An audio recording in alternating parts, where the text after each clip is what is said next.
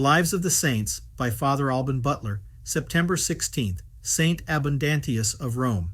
In the Lateran Museum, there is part of an epitaph that was discovered in Rignano, a city located about 84 kilometers from Rome, which, according to the opinion of the archaeologist de Rossi, belonged to the tomb of the martyr Abundantius, to whom the Roman Martyrology refers on this day.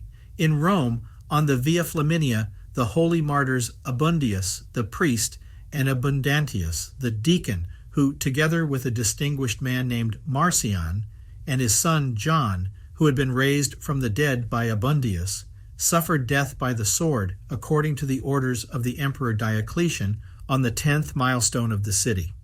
The records of these martyrs, of no historical value, relate that Saint Abundius and his deacon were ordered to worship Hercules, which they flatly refused. They were immediately thrown into the Mamertine prison, from which they were taken a month later to be tortured and condemned to death.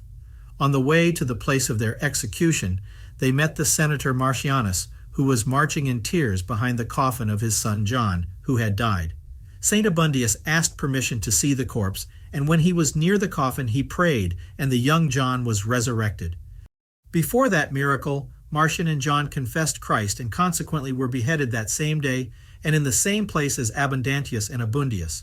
The four were buried in the cemetery of the matron Theodora, near Rignano on the Via Flaminia. Their relics, along with those of Saint Theodora, whom the Roman Martyrology names September 17th, were later transferred to Rome. The remains of Saints Abundius and Abundantius were definitively buried in the Church of the Holy Name of Jesus in 1583.